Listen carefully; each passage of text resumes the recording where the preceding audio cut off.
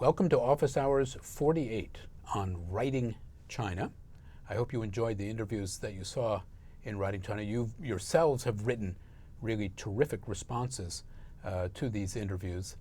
And with me today is Juan, who was earlier in Office Hours with Professor Bo, and she's completing her dissertation on narratives of the Taiping Tianguo, of the Taiping revolutionary movement of the middle of the 19th century. So welcome, Juan.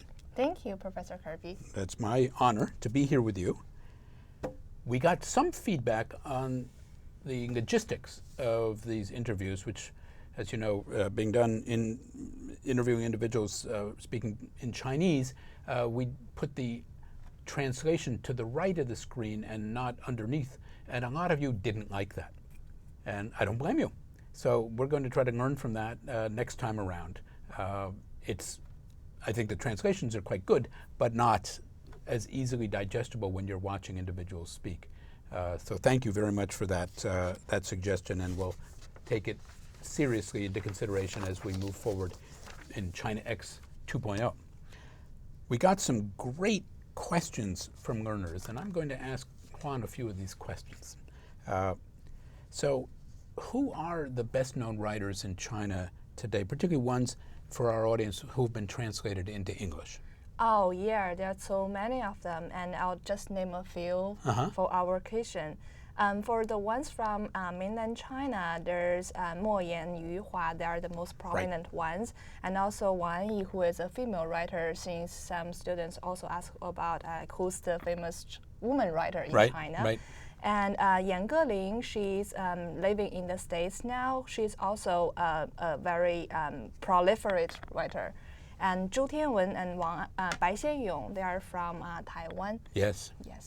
And Bai Xianyong, son of a very famous nationalist general. Oh, yes, Bai Chongxi. Bai Chongxi.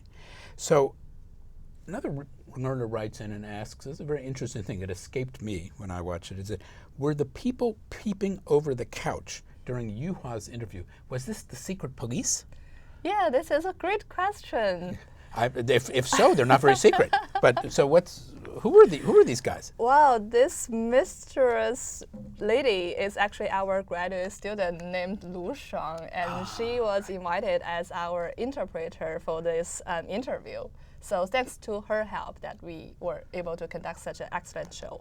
Another question is, and we'll get into, other learners have wonderful comments on this, but I'd like your own point of view. The question is, how does the fact and form of censorship shape literary production in China today, from your point of view? I'll just talk about my point of view, because this is such a complex issue, and there are so many different medias when we are talking about censorship.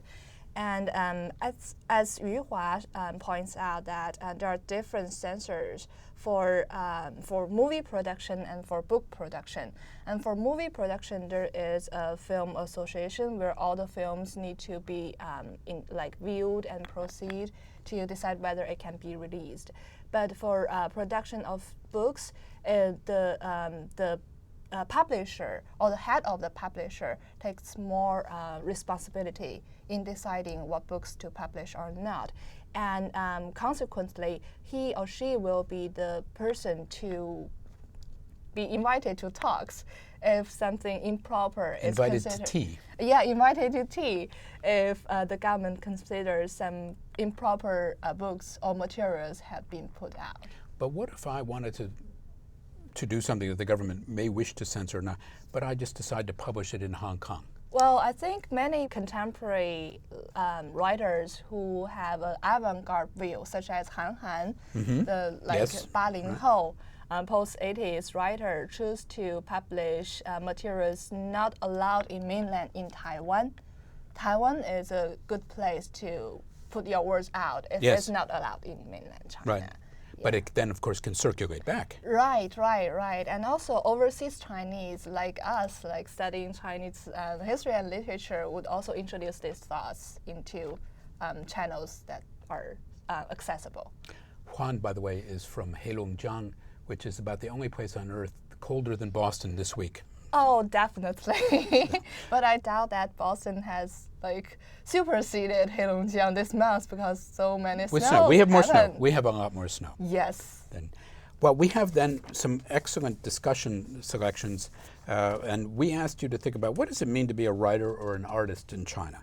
If you were a writer in China, what would you write about? What would you not write about? And why? And what are the different challenges that writers face in China as opposed to in other countries? And you want to read what Harvey Lee says? Oh, yeah. Harvey Lee says that I think being a writer in China means being careful about your subject matter. Writing articles or stories that openly criticize the political system in China is probably a sure way to get into trouble. It is probably best to write about people's lives and struggles, or perhaps use fantasy or science fiction as vehicles to criticize modern China's political system. But even here, one would have to be very clever in how they approach their subject matter.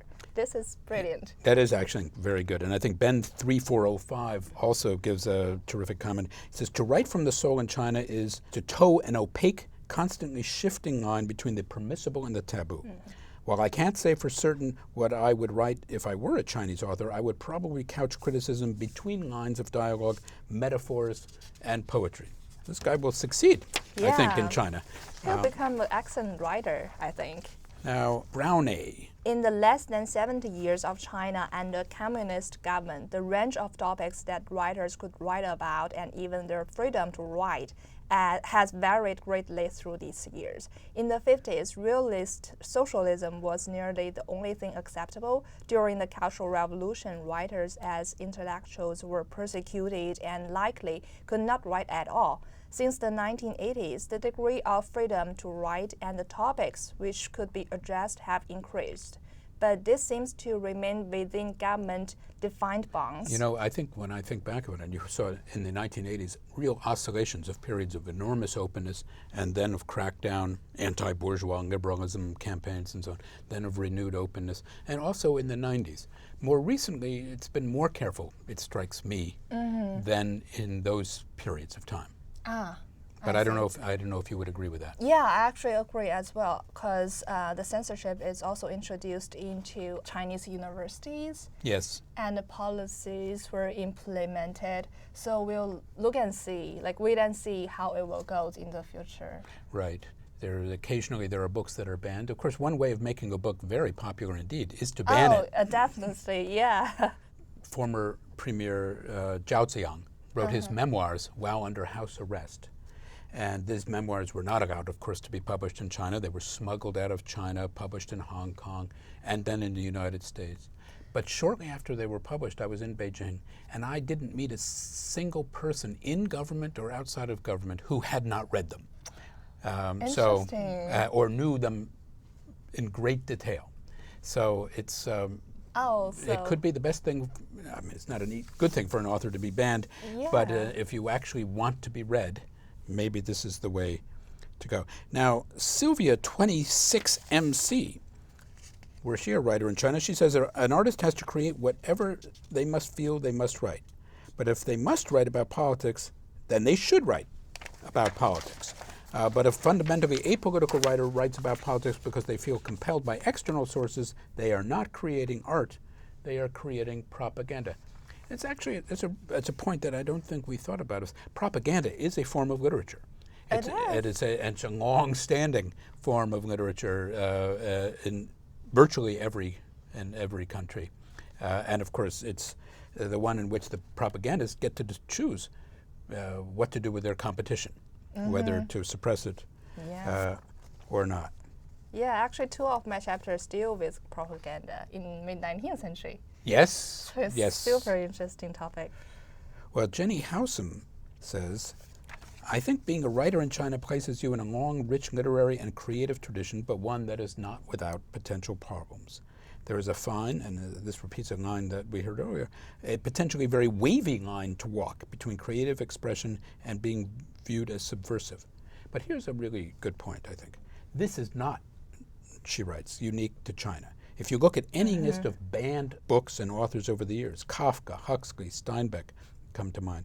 Many writers have pushed the boundaries of acceptability within the culture and time in which they were active and have fallen victim to the preoccupations of their society. So we're here in the greater Boston area, and Boston used to be known as the place where books were banned. in the United States. Long puritanical heritage. To be banned in Boston was often a compliment. Until the middle of the 20th century, books were regularly banned in Boston that you could buy on 42nd Street in New York. Daniel Stein, what does Daniel Stein tell us? I am a writer in China, and as Mo Yan said, it is okay to write about life in China, even to write about political things. Just stay away from direct topics such as Tiananmen or 法轮功. You can write about the struggles people have gone through. Just keep it about the people and not the politics. Don't directly criticize the CCP, talk about it on a people level. Okay, so Daniel Stein has a career as a literary agent, I think, in China. Our last comment here, which I'll read, is by W.S. Knight on Yuhua, my mentor. Were I a writer in today's China, I would lean more toward Yuhua than Mo Yan. I'd save Mo Yan for my after-dinner reading, sitting in my upholstered rocking chair with a good Chinese beer alongside.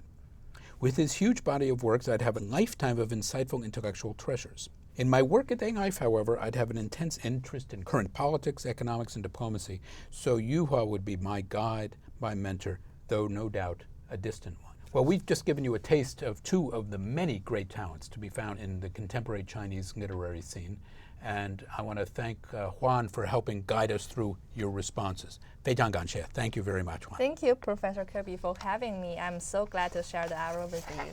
And you. Thank you. See you next week.